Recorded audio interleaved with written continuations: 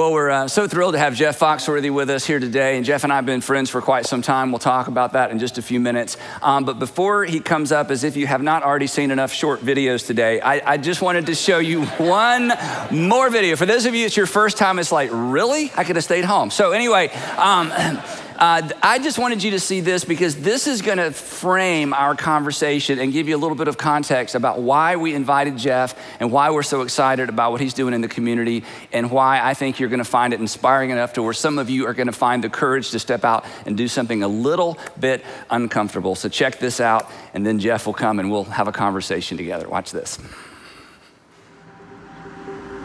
I love these guys. You know, I learned it's real easy to discard people or to not think about them when you can put them in a bucket and just call them homeless or addicts or whatever.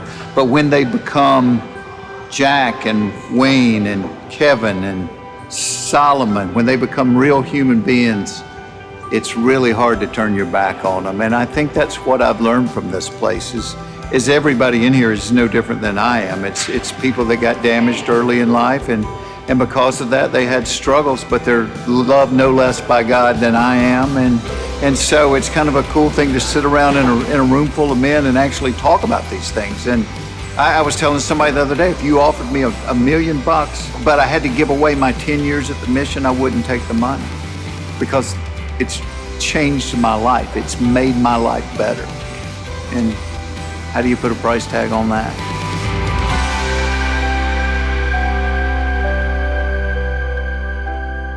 So would you please welcome to the stage, my friend and yours, one of the funniest men in America, Jeff Foxworthy.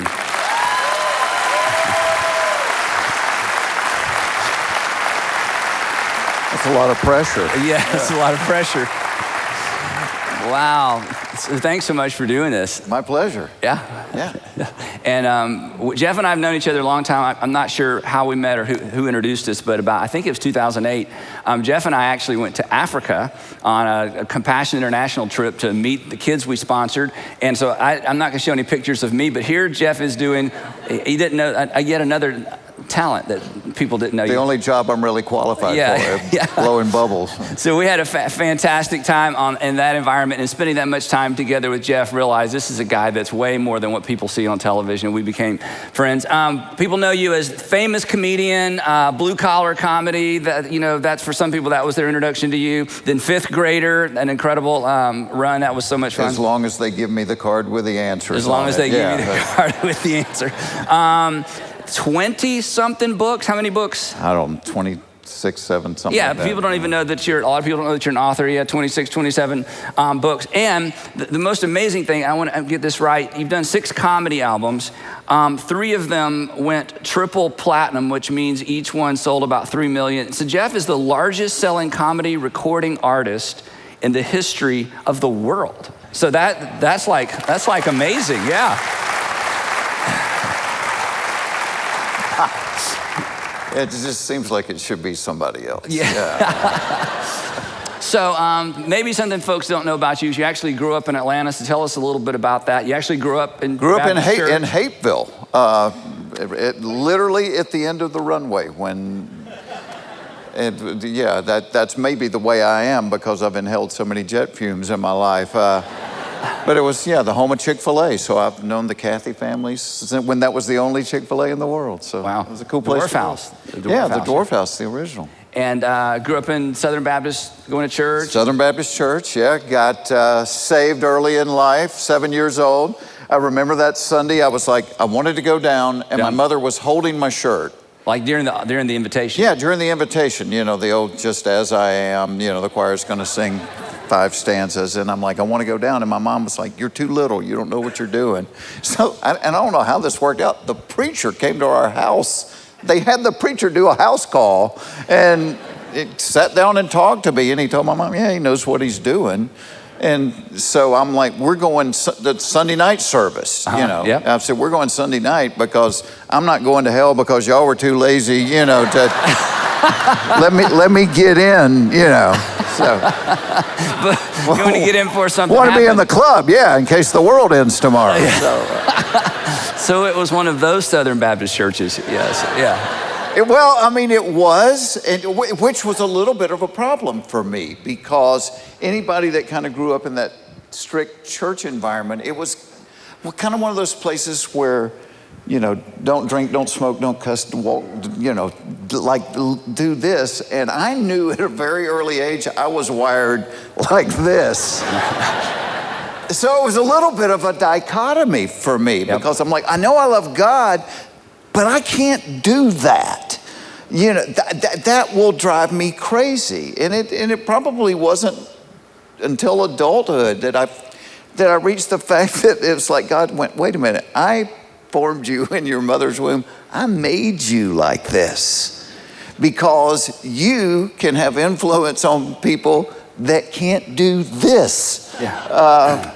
And so I'm like, that was just free. Well, you just freed up a whole bunch of people. Yeah.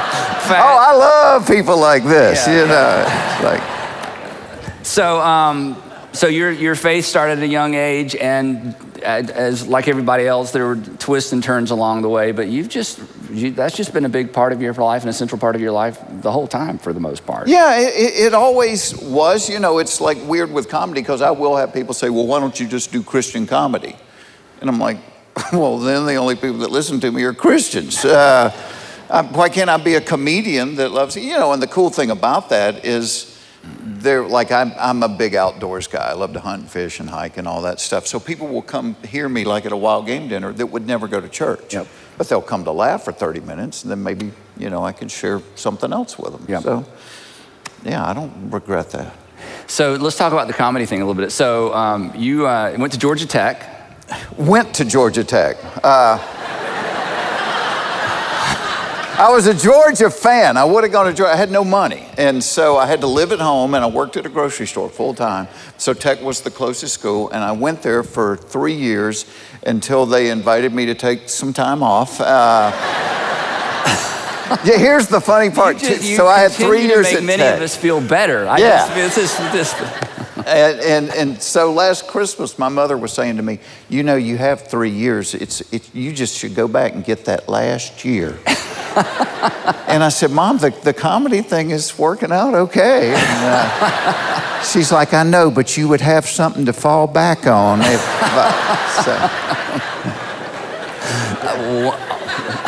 So I went, and then I took some time off. And you went to work for? Went to work for IBM. Started in dispatch, but I had a job carrying a tool bag, fixing machines. It sounds more glamorous than it was. And I was the guy that was always like doing impersonations of the boss in the break room. And then somebody would tap you and you turn around and the boss would be, you know. So I was not headed for greatness there. At IBM.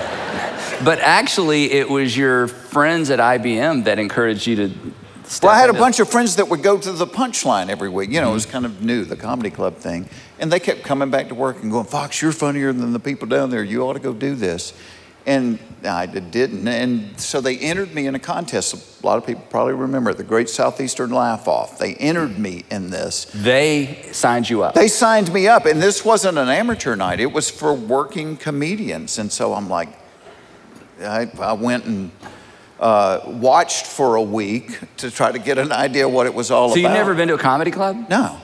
Well, when I was a kid, I would buy like, you know, Cosby albums and Bob Newhart and Flip Wilson, and I'd memorize them and go to school and get in trouble for them. The best note that I ever got in my life, first time I played the Fox Theater, somebody brought a note to the dressing room, and it was from my high school principal. And he said, I cannot believe I am shelling out money to listen to the same kind of stuff I used to try to put a stop to. Yeah.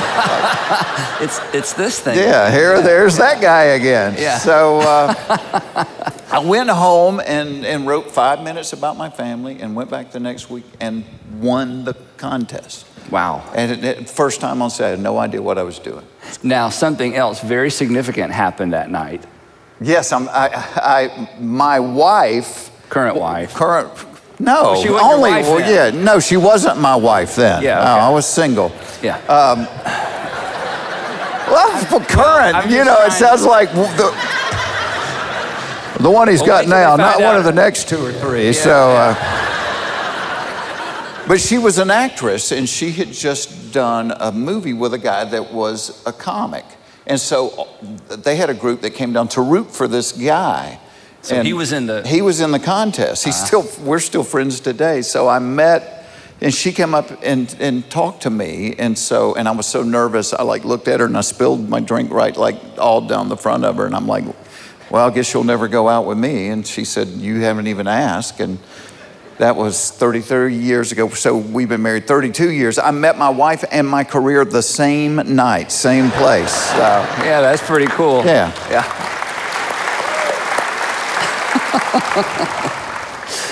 So, and she encouraged you to chase this dream? She was the only person, and I guess it was because she was the one saying, you've got all this creative stuff inside of you. You're going to go crazy if you don't get it out. Mm-hmm. So after 2 or 3 months of doing amateur nights, I quit IBM. And this was my mother's first question. Are you on the dope?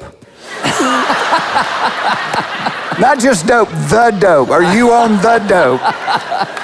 And I'm like, no, I'm not on dope. I want to try to be a comedian. And she's like, we can get you help. We have, 5 years later, I was on Johnny Carson. The same mother's going, you wasted all those years at IBM. And I'm like, whatever. Moms, they're the best. Okay, so you met Greg, your wife. Yeah. And you've been married for 30 years. And immediately, 32 years. We got a picture of your whole family. Check this out. Look at, there they are. That's my girls, all girls, yeah. My oldest daughter, Jordan, who works at the Atlanta Mission full-time. That's her job. Jules, a Auburn grad. Oh, really? We're going to do that on Sunday. We're just going to rub it in. Too soon. And then my beautiful wife, who doesn't change, and I just get old, so... That's fabulous. So, the comedy thing, your mom was right. It ultimately worked out. The other thing, before we switch gears, that I love about you, Jeff, and I've heard this from other people, and then I've asked you about it, is during all those years, being a professional comedian, you're all over the country, you're on the West Coast a lot, you live in Georgia, you stayed here, and where it would have been so easy to just disconnect from family and just live that life. You paid a price, both in terms of time, energy, and money, to get home, be there in the morning, get your kids to school, and that's always been a priority for you. Yeah, well, my dad left when I was young, and no matter what your parents say, when you're a kid and your parent leaves, in your mind, you think I wasn't worth sticking around for. That's what you feel. And so even though I had a job that put me in a different city every night, I would rent a plane. I would fly out of PDK. I would fly home every night. So say Friday night I had a show in St. Louis, I would go do the show and I would fly home and get home at 2 or 3 in the morning, and I'd get up and I'd take them to soccer or basketball or whatever they were doing. And then I'd get back on the plane at 4 in the afternoon, fly to Minneapolis or fly to wherever I was doing. But I would take my kids to school every day. And my brother lives next door to me. I'd take 5 little girls to school every day because I wanted my kids to know, hey, even though I love what I do, you're the priority in my life. Yeah. I think that's an important thing for folks to know because it's so easy to use a myriad of things as an excuse, but that was that cost you in terms of time, influence, and a whole lot of sleep, yeah, and a whole lot of money. So 10 years ago, and this is amazing. 10 years ago, someone that I don't think you even knew all that well invited you to do something you had no interest in at all. So tell us about how the whole involvement with the mission. I did a country countdown show for 10 years. Recorded it on Tuesday morning, and it would air on the weekend. And so it got canceled, and I kept thinking, well, what am I going to do on Tuesdays? And I was with my girls at the Carter Center watching a documentary thing, and then they had to go to the bathroom, and whatever you girls do in the bathroom takes a lot longer than whatever us guys in the bathroom do. So I'm killing time, and a guy had a table set up from the Atlanta Mission. And I took one of their brochures, and as I'm reading it, and I was like, oh, I didn't realize this was a faith-based thing. And the guy's name was Joshua Harrelson, and he said, hey, if you want to have lunch, he wrote his number down. And I got home, I put it on the kitchen counter, and for months, 2 or 3 months, my wife would be, can I throw this away? I'm like, nah, don't throw that away yet. But it just sat there. Things came and went. And I finally called him, and he said, yeah, come down for lunch. And in my mind, I'm thinking, he wants something out of me. He wants me to do a show and donate the money, or he wants me to do their commercials. He wants something. And I asked him, I'm like, what do you want? He said, I just want to have lunch. And so he invited me down. The first guy that I met at the mission, and this was my feeling about people that were homeless. I'm like, oh, there's somebody homeless, find a few bucks, and they'll go away. And I can go deal with what I'm dealing with.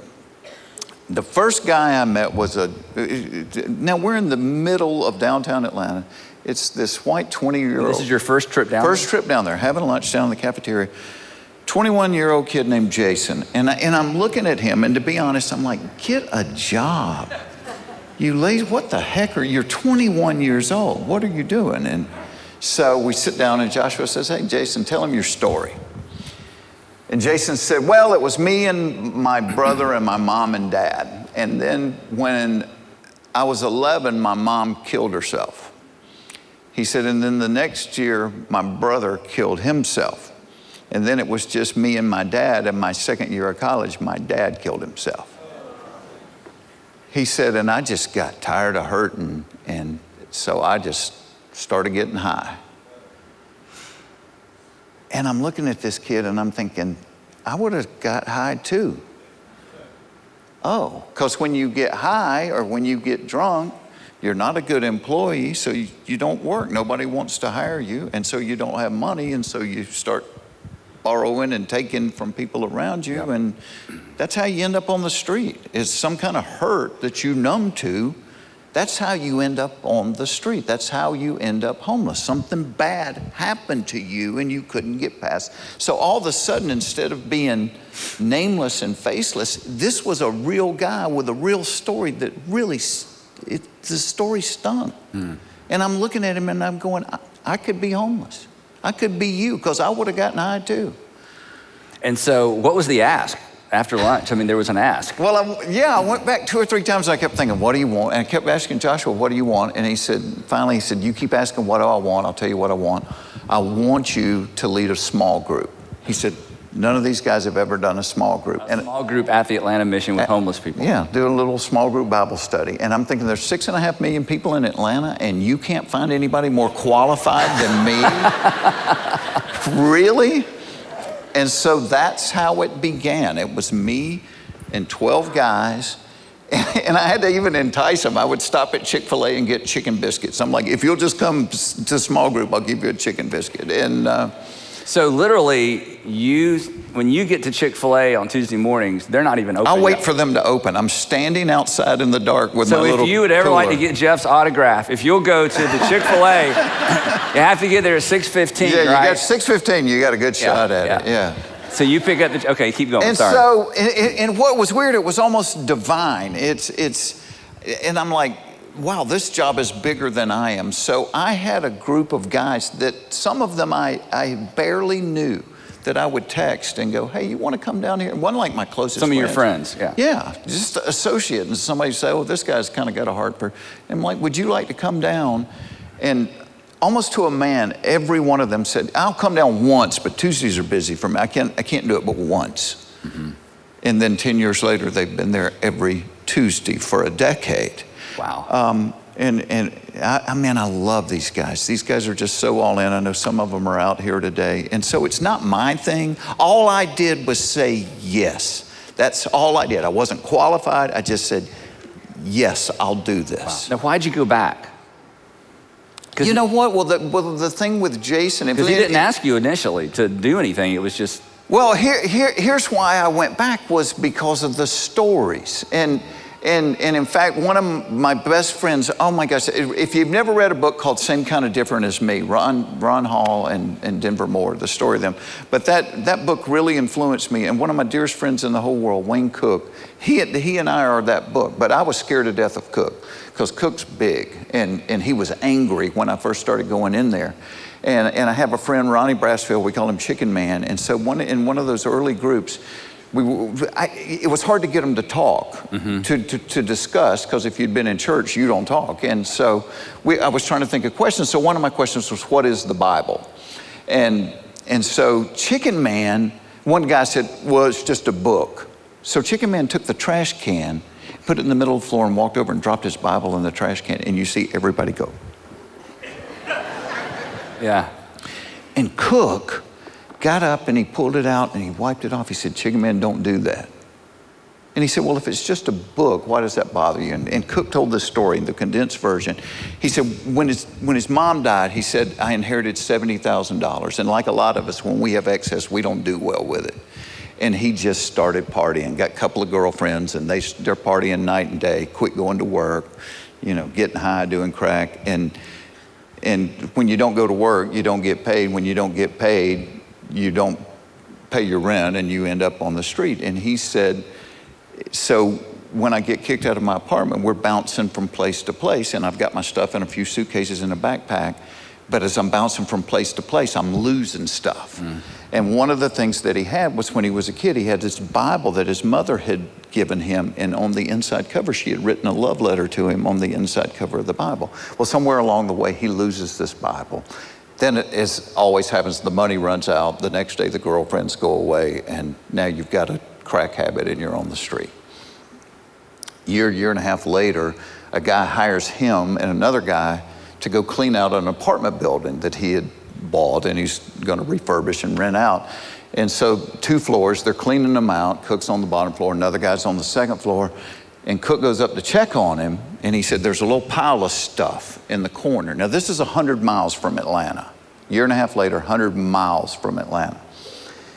He's going, and he said, what's that stuff in the corner? He said, well, that's stuff I found that might be worth something. Cook said he's over there rooting through it, looking at it, and there's a little pile of books covered in dirt. And he reaches down and he pulls a book out of the pile, and he opens it up, and there's the love letter from his mother. It's his Bible. It's his Bible. Year and a half later, 100 miles away. If you put it in a movie, people would say that's not believable. And he said he literally collapsed to the floor and started sobbing. And he's like, okay, if God's chasing me this hard, wow, I'm going to quit running. Wayne Cook has been sober for a decade and has taken more guys off the street down at the Atlanta Mission than anybody in Atlanta. Wow.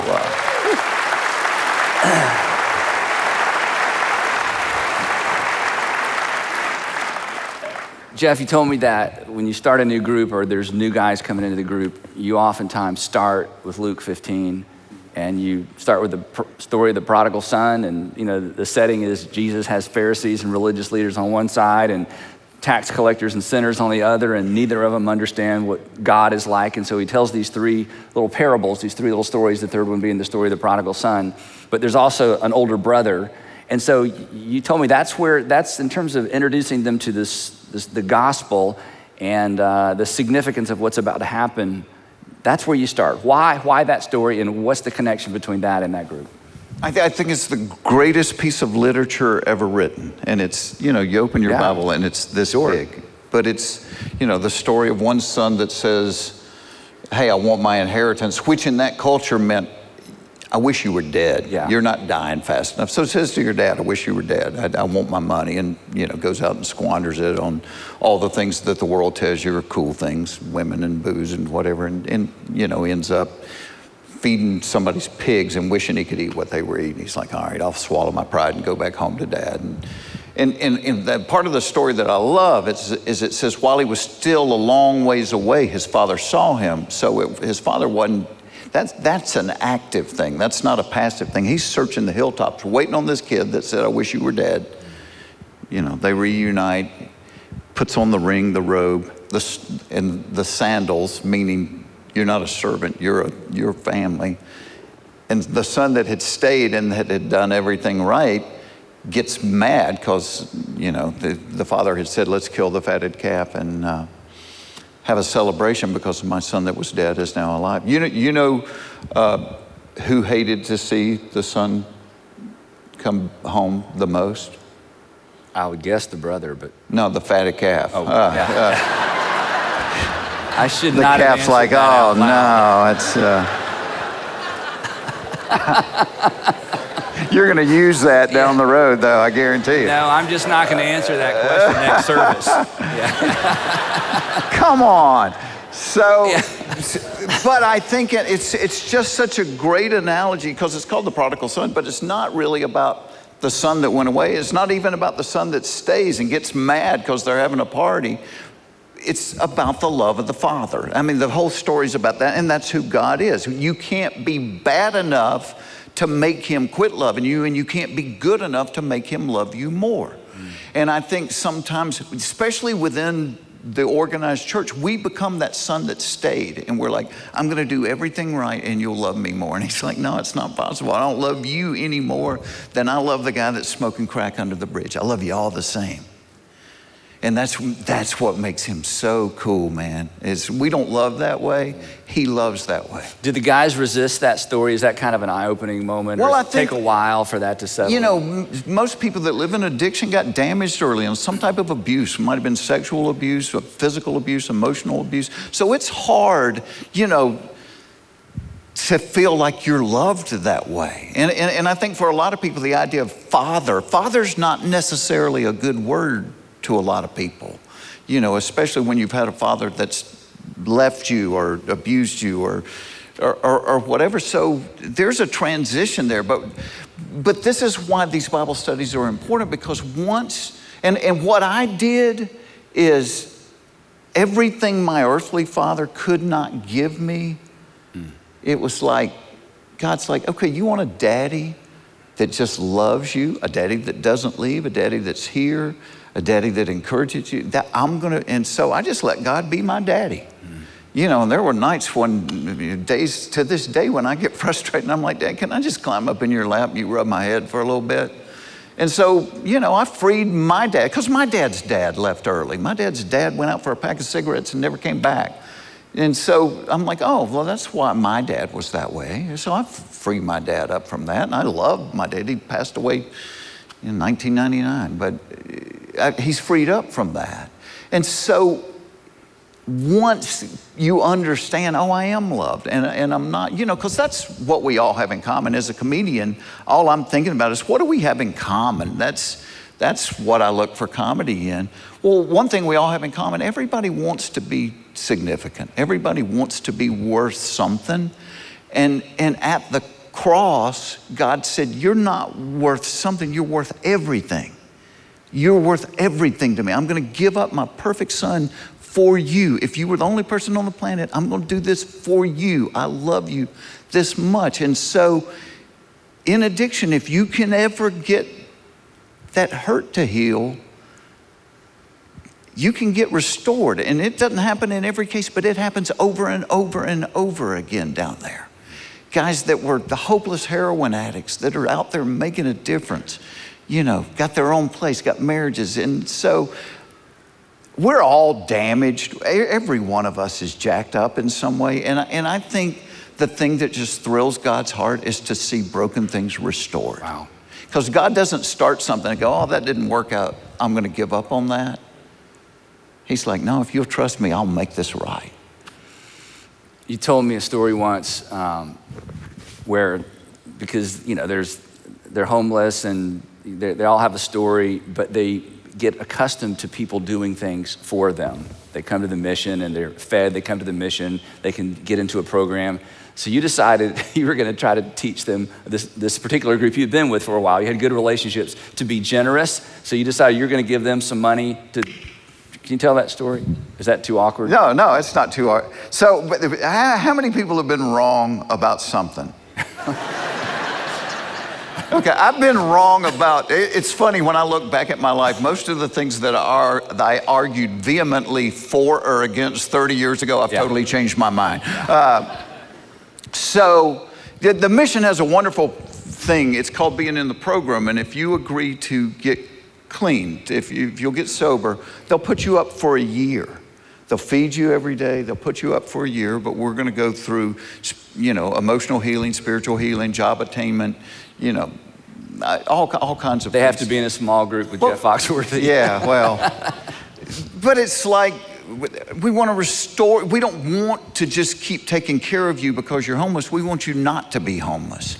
And so after about a year of doing the program, Jim Reese, who quit his job as CEO of a Fortune 100 company to run the Atlanta mission, just an amazing story in itself. I said to Jim, Jim, they need to bless somebody.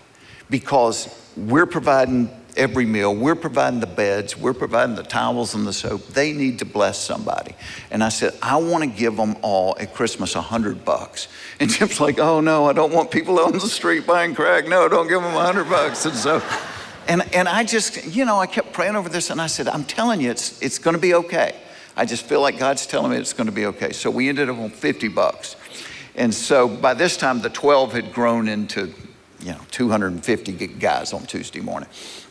And so I went to the bank and got crisp $50 bills. And at the end of the thing, we gave every guy in the program a $50 bill. And guys are jumping up going, I can get a bus ticket. I can go home for Christmas. I can buy my kids presents. I mean, they were high-fiving and so excited. And I said to them, okay, that's your money. You can do with it whatever you want to. But 3 blocks away, there's a school that caught on fire last month, and it burned up all of their stuff. And I said, so they're really struggling without notebooks and paper and pencils and things like that. I said, I was just down at Children's Healthcare last week, and they told me that over the Christmas holidays, there'll be 300 kids there on Christmas Day, and it's the coldest winter in 100 years in Atlanta, and there's people sleeping under cardboard. So whatever you guys collectively want to donate into this basket in the middle of the room, we as group leaders have pledged to match you dollar for dollar. The 15 group leaders will match you 250 guys dollar for dollar, and we'll go buy notebook paper, and we'll go buy hats and gloves, and we'll go buy toys for kids. 250 homeless addicts got up and went and put their $50 bill in the bucket. Every man in the room. And then they started digging through their pockets and pulling out $5 bills and $10 bills. And then they went back to their room and they got their change and started dumping it in there. And at that point, I got up and walked around the corner and sat against the wall and sobbed like I have not sobbed as an adult in my life, because I'm like, man, I feel good about myself when I sit there and write a check for somebody, but I never gave every dime I had to somebody else. And so being wrong about somebody, when you look at somebody out on the street and you think, oh, they're just a bum, or they're just a drug addict, it's like, no, they're a person. And they've got a heart maybe bigger than yours, and that they're willing to give everything they've got to help somebody else. Wow. Well, isn't that powerful?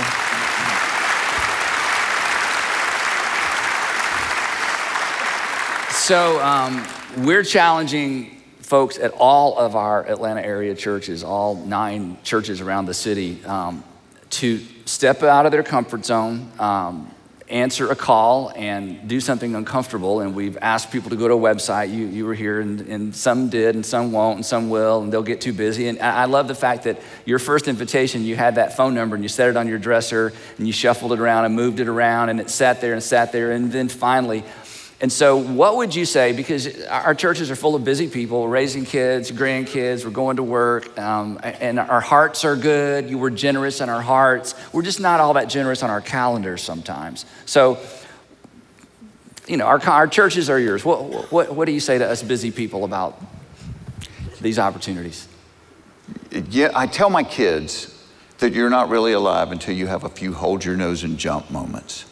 Just like when I quit IBM to be a comedian, that was a hold your nose and jump. First year I did 406 shows, made $8,300. And how many shows? 406. Wow. So, and I know you're going, there's only 365 days in a year, but that's like 2 shows Friday, 3 shows, or whatever. If you wait until you have the free time to go love on somebody else, you're never going to do it. Just say yes. Just so, yes, I will commit to go do this. And what I found happened to me, I was wrong about what the world sells you as being a full life. I find with my life is the best when I'm not the most important thing in it. And everybody in here has somebody in their life, an aunt, a grandfather, a grandmother, whatever, that you look at and you go, man, that's the kind of life I want to lead. I guarantee you, whoever you're thinking about when I say that was not a self-focused person. they were another, because I've never known anybody that was self-focused, that was happy. And so when Jesus said, and I used to contemplate that, what does that mean when he said, you'll have life to the full? It's not what the world tells you. It's not, hey, what can I get for me? I found that what I found down there, to know, because when you serve somewhere like that, you're probably thinking, well, you come away with that with the idea of, oh, I'm so appreciative over what I have and they don't have. And that's not the case at all. The case for me is, oh, I know somebody's story and we have much more in common than we're different. And we're both loved the same way by this crazy God that just covers us in a waterfall full of grace. So the full is the relationship that I have with these guys that I never would have had if I hadn't just said yes. And I wouldn't trade it for anything. I love these guys. They've made my life so much better. I sit there, you would pay money to listen to them pray.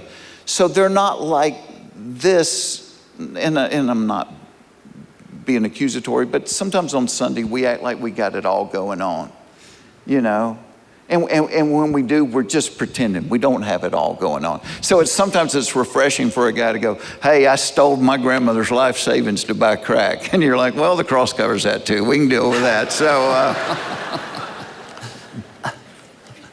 but if you write a check, you're going to have a positive influence on somebody's life, and that's great.